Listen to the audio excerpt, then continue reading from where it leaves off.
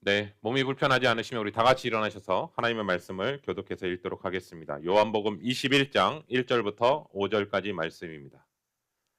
그 후에 예수께서 디베랴 호수에서 또 제자들에게 자기를 나타내셨으니 나타내신 일은 이러하니라. 시몬 베드로와 디두모라 하는 도마와 갈릴리 가나 사람 나다나엘과 세베대의 아들들과 또 다른 제자 둘이 함께 있더니 시몬 베드로가 나는 물고기 잡으러 가노라 하니 그들이 우리도 함께 가겠다 하고 나가서 배에 올랐으나 그날 밤에 아무것도 잡지 못하였더니 날이 새어갈 때 예수께서 바닷가에 서셨으나 제자들이 예수인 줄 알지 못하는지라. 네, 5절은 다 같이 읽겠습니다. 예수께서 이르시되 얘들아 너희에게 고기가 있느냐 대답하되 없나이다. 아멘. 우리 자리에 앉아 주시기 바랍니다. 네. 사랑하는 성도 여러분, 요한복음 21장은 예수님의 제자들이 이미 부활하신 예수님을 만난 이후의 모습입니다. 주님을 직접 보았고요. 부활하신 예수님을. 그 직접 주님과 대화를 나눴고요. 또 주님과 함께 식탁의 자리도 같이 함께 했던 모습을 보게 됩니다. 그러면 우리가 이 본문을 읽을 때 부활하신 주님을 만났고 또 대화도 나누고 또 식탁 자리도 함께 했다면 이제 그들이 해야 될 일은 밖에 나가서 담대하게 복음을 선포하는 일 아닌가요? 주님이 부활하셨습니다라고 하면서 담대하게 복음을 증거하는 모습으로 펼쳐져야 될 텐데 오늘 본문의 모습을 보면 제자들은 정작 무엇을 해야 될지도 모르고 여전히 혼란스러운 상태에 빠져 있는 것을 오늘 본문 말씀을 읽다 보면서 깨닫게 됩니다. 오히려 그들은요 다시 갈릴리 바다로 내려가게 되고 자신에게 정말 익숙했던 삶의 자리로 다시 돌아가는 모습을 보게 됩니다. 이러한 의미는 어떤 의미냐면 그들의 삶 속에서 부활에 이어 전혀 자기의 삶의 전체에 있어서 전혀 영향을 끼치지 못하고 있는 모습이 오늘 본문의 모습입니다. 여러분 사실은 제자들의 모습만 이런 것이 아니라 오늘 살아가고 있는 우리들도 모습은 그렇습니다. 왜냐하면 우리가 지난주에 함께 나눴습니다. 주님이 부활하셨습니다. 주님은 죽음의 권세를 다 깨트리시고 부활하셨습니다. 또 그것을 우리는 기쁨으로 정말 고백합니다. 그런데 부활절 이후에 가까이에서 돌아보면 한 주간의 삶을 또 돌아보면 여전히 일상으로 돌아가면요. 여전히 우리 안에 똑같은 문제가 있고 여전히 해결되지 않은 그 문제 앞에서 우리는 여전히 낙심하며 살아가는 우리의 모습을 또 발견하게 됩니다. 그래서 마음속에 묻게 됩니다. 정말 주님이 살아계시다면 왜 내 삶은 여전히 답답한가요? 주님이 정말 살아계시다면 왜 여전히 내 삶은 빈손과 같이 정말 아무것도 없는 삶으로 펼쳐지나요? 이러한 질문들을 하게 되거든요. 그런데 오늘 이 질문이 오늘 본문에 등장하는 제자들도 그러한 자리에 있었다라는 것을 성경은 얘기하고 있습니다. 부활을 전혀 모르는 사람 아니라고요.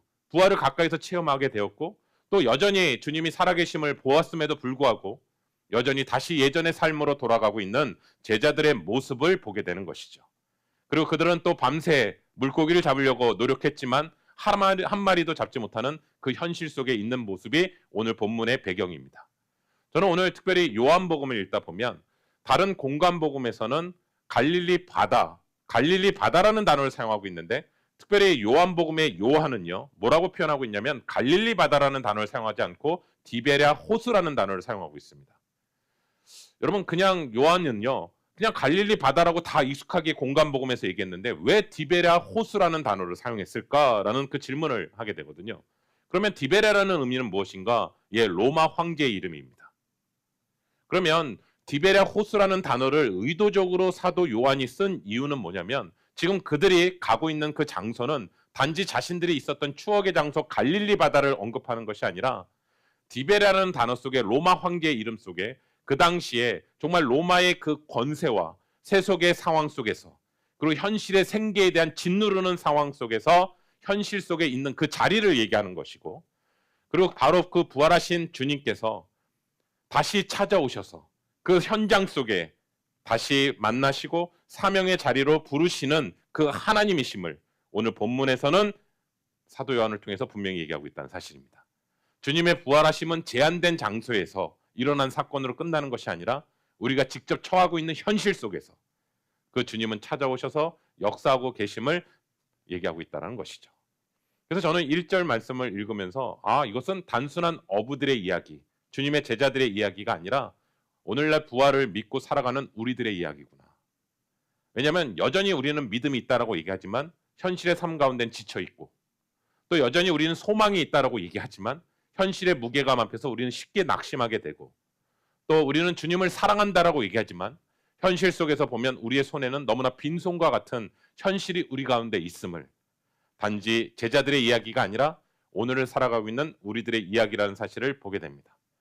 그러한 현실 속에서 부활하신 주님은 제자들의 실패를 외면하지 않으시고 찾아오시고 그들의 현실 속에 들어오셨음을 오늘 본문 말씀에서 얘기하고 있고, 제자들의 빈손을 외면하지 않으시고 여전히 자기 백성을 사랑하셔서 그 한가운데에 들어오셔서 말씀하시고 회복하시는 주님의 은혜를 오늘 말씀 가운데서 다시 한번 보게 됩니다. 주님은 부활하셨습니다. 주님의 부활하심은 우리가 그 사실에 대해서 멈춰 있기를 원치 않으시고, 더 나아가 이 부활 신앙은 디베랴 현실 가운데서도, 우리의 신앙 여정 가운데서도, 현실 가운데서도 역사 계시고 살아 계시고 말씀하고 계시고 우리를 회복시키시는 주님이라는 사실을 다시 한번 믿고 나아가기를 원하는 주님의 마음인 줄로 믿습니다. 그렇다면 오늘 본문에서요, 부활하신 주님께서 어떻게 지친 제자들을 찾아오시고 다시 일으키시는 그 장면이 세 가지 장면으로 오늘 본문 말씀 가운데서 펼쳐집니다. 첫 번째는요, 제자들은 부활 이후에도 다시 익숙한 삶의 자리로 돌아갔던 것을 보게 됩니다. 볼까요? 요한복음 21장 3절입니다. 시몬 베드로가 나는 물고기 잡으러 가노라 하니 그들이 우리도 함께 가겠다 하고 나가서 배에 올랐으나 그날 밤에 아무것도 잡지 못하였더니. 여러분 3절에 보시면 베드로가요 이렇게 얘기합니다. 나는 다시 물고기 잡으러 가노라라고 얘기합니다. 여러분 이 문제를 통해서 지금 단순하게 생업 문제가 있구나라는 의미는 아닐 것 같아요. 왜냐하면 베드로의 마음과 제자들의 마음에 다 복잡한 마음이 담겨 있어요. 왜냐하면 내가 물고기 잡으러 가노라 할 때 총 7명이 그로 가거든요. 예수님 분명히 부활하셨죠.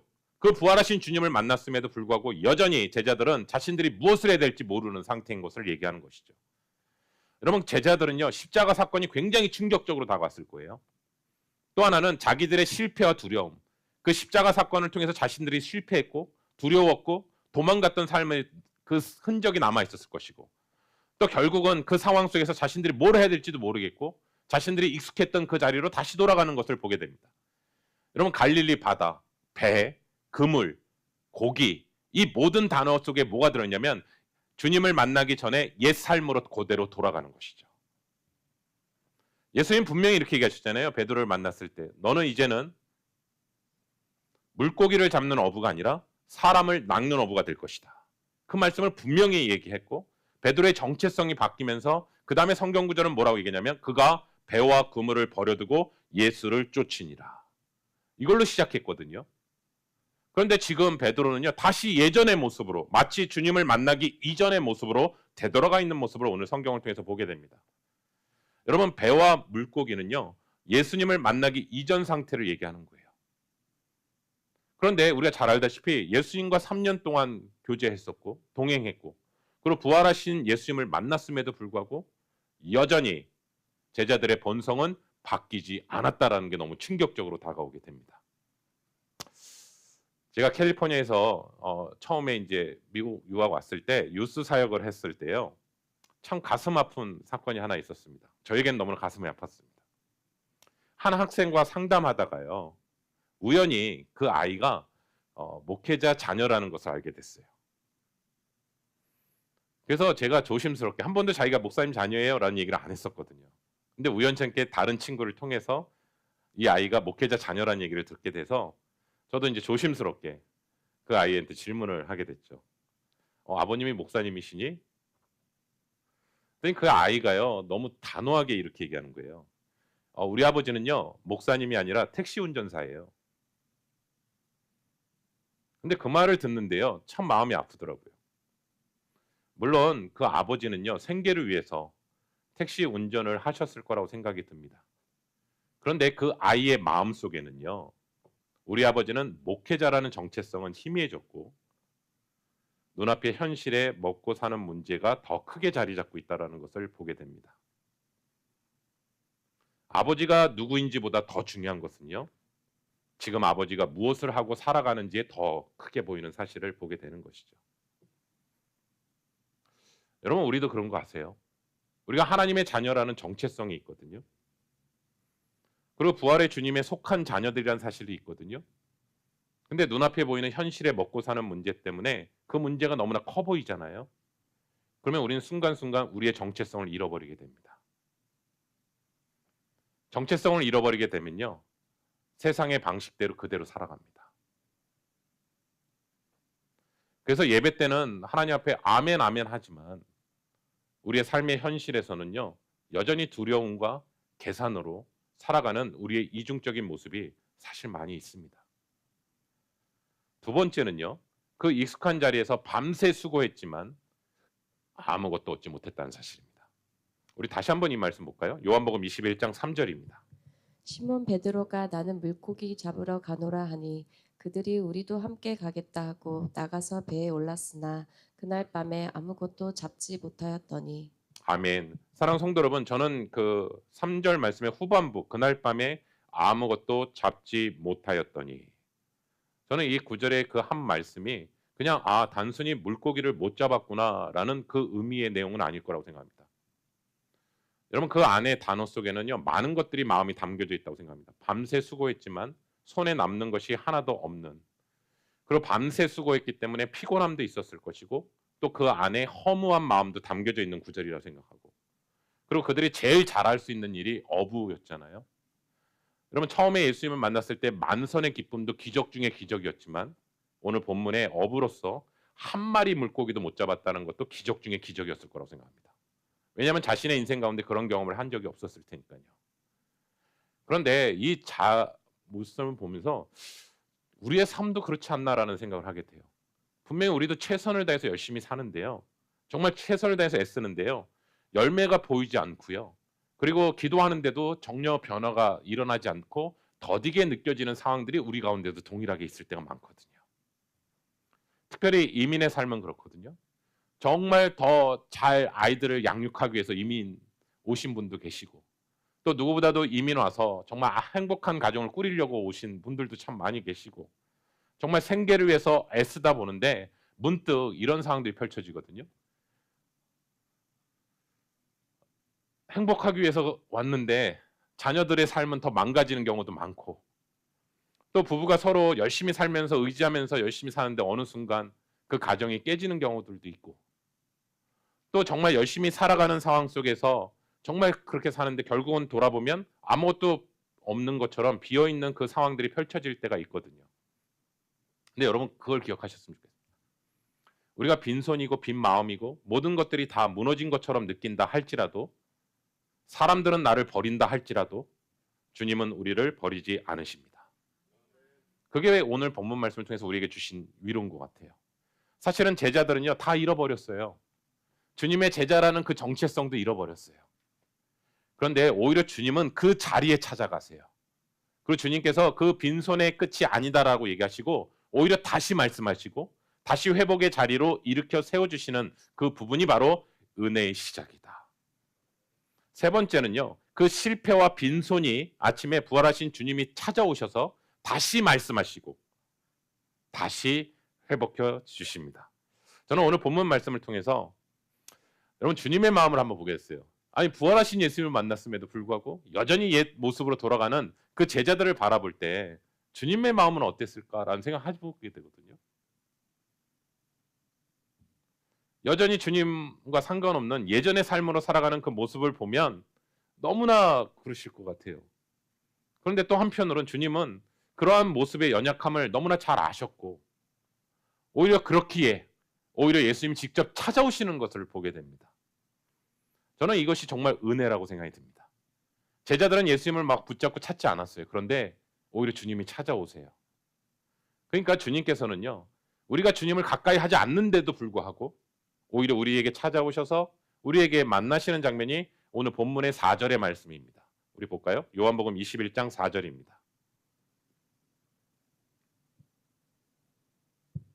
날이 새어갈 때 예수께서 바닷가에서 서셨으나 제자들이 예수이신 줄 알지 못하는지라. 여러분, 저는 이 말씀을 보면서 밤이 맞도록 물고기를 잡지 못하는 그 허무한 상태의 제자들의 모습이 한 장면이 펼쳐지고요. 오늘 성경에 보면 그 자리에 예수님께서 서 계셨다라고 성경은 또 얘기하고 있어요. 근데 눈앞에 지금 주님이 보이는 건데 지금 너무나 가까이 있는 상황인데, 그리고 오랫동안 거기 그 자리에 서 계신 거거든요. 그러면 당연히 이 장면을 통해서 알아봐야 되는 거 아닌가요? 여러분 그런 생각 들지 않으세요? 그 주님과 3년 동안 함께 했었고 부활하신 예수님도 만났었는데 오늘 성경에 보면 주님이 옆에 서 계시는데 저 멀리서 서 계시는데 전혀 보지 못하는 것을 보게 됩니다. 여러분 사도 요한은 굉장히 영적인 의미를 많이 담고 있잖아요. 그만큼 제자들은 지금 영적으로 어두워 있다라는 상실을 얘기하는 것이죠. 사랑하는 성도 여러분, 우리가요 무엇인가 뭔가 몰두해 있잖아요. 그러면요 주님이 안 보입니다. 여러분 너무나 세상에 취해 있잖아요. 그럼 주님 안 보입니다. 네. 특별히 성공하잖아요. 더 안 보입니다. 왜냐하면 성공에 취해 있거든요. 근데 우리가 또 이런 생각합니다. 아, 뭔가 좀 하나님을 위해서 정말 잘 됐을 때 하나님께서 이렇게 환영해 주시는 거 아닌가? 예. 예를 들면 아브라함이 전쟁 가운데 승리해서 돌아왔을 때 멜기세덱이 떡과 포도주를 맞이하는 장면도 펼쳐집니다. 예, 맞습니다. 하나님의 이름을 위해 하나님 앞에 열심히 해서 돌아왔을 때 하나님이 그렇게 맞이해 주십니다. 그런데 오늘 본문에 또 하나 말씀을 보면 오히려 빈손이었을 때 정말 아무것도 없었을 때 오히려 지치고 낙심한 제자를 오히려 주님이 먼저 찾아와셔서 그들을 만나시는 장면이 또 오늘 본문의 말씀입니다. 오늘 볼까요? 요한복음 21장 5절입니다. 예수께서 이르시되 얘들아 너희에게 고기가 있느냐 대답하되 없나이다. 네, 저는 주님이요 우리가 성공한 자리에도 와 계십니다. 맞습니다. 주님의 이름을 위해서 정말 하나님 앞에 영광을 돌릴 때도 주님은 와 계십니다. 그런데 또 하나 실패의 자리에서도 주님이 먼저 와 계십니다. 여러분 열매를 가지고 돌아오는 사람만 주님이 환영하시는 것이 아니라 사실은요 빈손으로 돌아오고 있는 자기의 백성들을 먼저 기다리신 장면입니다. 우리가 지금 한글 성경으로 이렇게 얘들아라는 단어를 하는데 children이라는 단어로 번역하거든요. 굉장히 친근하게 표현하는 것이죠. 제자들을 향해서. 그리고 이 질문은요. 주님이 몰라서 하는 질문이라고 생각합니다. 주님은 이미 다 아셨어요. 그들이 한 마리도 물고기도 못 잡았던 거 다 아세요. 그런데 왜 이 질문을 하셨을까? 그 질문 안에는 이 마음이 담겨 있다고 생각합니다. 너의 힘으로 해보니까 어떠니?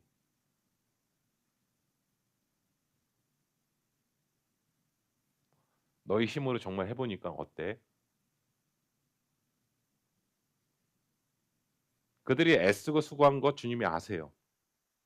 그런데 그 한계에 대한 질문을 하시는 거죠. 근데 제자들은 이렇게 대답합니다. 없나이다. 물고기가 하나도 없나이다. 여러분 저는 이 고백이요. 은혜의 시작입니다. 왜냐하면 사람이요. 진짜 자신이 빈손이라는 것을 인정하기 시작할 때 주님의 채우심이 시작되기 때문에 그렇습니다. 여러분 사람들이요. 의외로 자신의 한계를 인정 안 해요. 그런데 역으로 얘기하면요. 자신의 한계를 정말 인정하잖아요.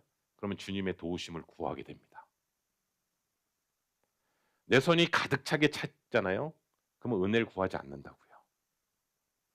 내 경험이 충분하다고 생각하잖아요. 그럼 하나님 찾지 않는다고요. 하나님을 찾지 않는다는 건 뭐냐면 주님의 음성에 귀를 기울이지 않는다고요. 그런데 없나이다. 정말 주님 저는 없습니다. 라고 고백할 때 비로소 은혜의 문이 열리기 시작합니다. 사랑하는 성도 여러분, 우리에게도 정말 이 고백이 정말 필요합니다. 주님 정말 없습니다. 제 힘으로 해도요 정말 안 됩니다. 제 경험으로는요 이걸 정말 채울 수가 없습니다. 제가 보이는 제 마음도 그렇고 내 눈에 보이는 현실도 그렇고 또 정말 주님 없이는 안 됩니다. 여기서부터 시작해요. 사랑하는 성도 여러분, 이 고백은요 패배의 고백이 아니라 은혜가 시작되는 고백이라고요. 여러분 빈손 그문을 보면서 계속 낙심하고 좌절하는 것이 본질이 아니라 이 상황 속에서 내 힘으로 안 되는구나 정말. 이거는 주님만이 하실 수 있는 거구나 라는 것을 겸손하게 고백되어질 때 그것은 믿음의 말이 무너진 것이 아니라 오히려 믿음으로 돌아서는 말이라는 사실을 오늘 성경은 우리에게 다시 한번 얘기하고 있습니다. 사랑하는 성도 여러분, 오늘 본문이 우리에게 주는 그 위로는 분명한 것 같아요. 부활하신 주님은 우리를 외면하지 않으신다. 또 하나는 우리의 디베랴 같은 현실의 무게에 주님은 외면하지 않으신다. 오히려 현실 속에 들어오시고 그 상황 속에서 말씀하시고 그 상황 속에서 눌려있는 우리들을 향해서 얘들아 고기가 있느냐라는 그 질문을 우리에게도 동일하게 하신다라는 것이죠. 그때 우리가 해야 될 건 뭐냐? 주님 앞에 숨기지 마셔야 된다고요. 주님 앞에 우리를 감추는 것이 아니라 그 걷는 대로 그대로 고백하는 거라는 거예요. 그리고요, 우리의 실패를 포장하지도 마시라고요. 아니, 그때는 상황이 이랬기 때문에 안 된 거예요. 그런 얘기 하지 마시고요. 그냥 있는 그대로 얘기하시라고요. 그냥 그분 앞에 정직하게 고백하시라고요. 없나이다. 그때, 그 입술로 고백할 때, 그때 주님께서 말씀하시고 다시 회복시키시는 은혜를 부어주신다는 사실을 오늘 성경은 얘기합니다. 여러분, 우리가 죄인이라는 사실도요, 죄인이지 우리가 그 차원이 아니라요, 입으로 고백하셔야 돼요. 주님, 정말 저는 죄인입니다. 그 고백이 정말 터져 나올 때 하나님의 긍휼하심과 하나님의 은혜가 임하게 되거든요. 아멘이십니까? 기도도 그런 거예요. 그냥 조용히 이렇게 응원을 하는 게 아니라 터져 나오는 고백을 하는 거죠. 그 고백 가운데서 주님이 역사하시거든요. 그리고 부활신앙은요, 현실 속에서 우리의 삶 속에서도 역사하시고 살아계시고 움직이시고 말씀하신다라는 그 부분을 다시 한번 얘기하는 것이죠. 캘리포니아에 사역할 때 한 성도님이 이런 고백을 하시더라고요. 자신은 문제를 만날 때마다 자기 방식대로 했대요. 가정과 자녀, 가정의 모든 문제 앞에서 자신이 먼저 계산했대요. 그리고 자신이 먼저 해결하려고 노력을 많이 했대요. 그런데 생각해 보니까 문제가 쉽게 풀리지도 않더래요. 아니요, 조금 풀린 것 같지만 결국은 안 풀리더래요. 그래서 마음이 너무나 힘들었대요. 평안이 없었다고 얘기하시더라고요. 그런데 어느 날 비로소 처음으로 하나님 앞에 이렇게 고백했대요. 주님, 제 힘으로 살려고 했습니다. 근데 이 문제의 주인은 제가 아니라 주님이십니다. 제 조급함보다 주님의 때를 기다리겠습니다. 이런 고백을 하셨대요. 그랬더니 그 후의 상황이요, 달라진 건 아니었대요. 여러분, 달라진 거로 예상하셨죠? 달라진 게 아니었대요. 그런데 뭐가 바뀐 줄 아세요? 그분의 마음이 바뀌었대요. 그래서 두려움이 줄어들게 되고요, 말씀 앞에 순종하기 시작했대요. 그리고 그때부터 막혀 있었던 문제들이 풀리기 시작하더래요. 그리고 전혀 예상치 못한 하나님의 사람들을 통해서 도움의 손길들이 펼쳐지기 시작하고요. 주님을 인정할 때 주님이 일하고 계심을 체험하게 됐다라고 고백하시더라고요. 저는 사랑하는 성도 여러분, 우리 형제사랑교회도 동일한 이 마음이 있을 거라고 생각합니다. 여러분 정말 최선을 다해서 사시는 분 압니다. 그리고 여러분이 힘으로 최선을 다했던 삶으로 사는 것도 압니다. 그런데 우리 힘으로 안 되는 게 있거든요. 그때는 고백하는 거죠. 주님, 안 됩니다. 주님이 도와주셔야 됩니다. 이 고백을 먼저 하셔야 된다는 사실을 보게 됩니다. 저는 오늘 특별히 이 본문 말씀을 통해서 우리 귀한 성도님들에게 빈손일 때 주님이 찾아오신다. 그리고 더 정직하게 얘기하면 우리의 정체성조차도 잃어버렸을 때 주님은 찾아오신다. 저는 아까 목회자 얘기를 했어요. 미국에 처음 오셨을 때 다 목사님들이요, 아마 이민교회 또 이민 대상자들을 향해서 목회하려고 오신 분들이 대부분이었을 거라고 저는 생각합니다. 근데 눈앞에 현실에 먹고 사는 문제가 처하게 되니까 목회자라는 정체성을 잃어버리고 살아가는 목회자들도 참 많습니다. 눈에 펄 보이는 현실이 너무나 크기 때문이죠. 네, 맞습니다. 그런데 이거는 목회자뿐만 아니라 우리 성도님들에게도 동일하지 않나요? 하나님께서 나에게 분명히 사명을 주셨는데, 분명히 그 사명에 대해서 분명히 나에게 말씀하셨는데, 사명과는 상관없이 신앙생활하고 있는 우리의 모습은 없는지, 이 제자들의 얘기가 다른 사람들의 이야기가 아니라 나의 이야기는 아닌지, 혹시 만약에 이게 나의 이야기라면 오늘 주님께서 여러분에게 찾아오십니다. 여러분의 빈 그물은 환경 때문에 생기는 빈 그물이 아니라 주님을 향한 정체성을 잃어버렸을 때 나타나는 빈 그물이 아닐까. 그리고 그 빈 그물을 하나님께서는 외면하지 않으시고 찾아오셔서 다시 말씀하시고 다시 회복시키시는 그 주님이란 사실을 다시 한번 기억하며, 주님, 저는 할 수 없지만 주님은 하실 수 있습니다. 여러분이 눌려있는 그 현실의 문제조차도 주님 앞에 내어놓으며 주님 앞에 나아갈 때 주님께서 베드로와 제자들을 만나 주신 것처럼 여러분에도 옆에 서 계시고 함께 하시는 주님이시라는 사실을 다시 한번 기억하며 주님 앞에 나아가는 저와 우리 귀한 성도님 되시기를 예수 그리스도의 이름으로 축원합니다. 우리 함께 같이 기도할까요?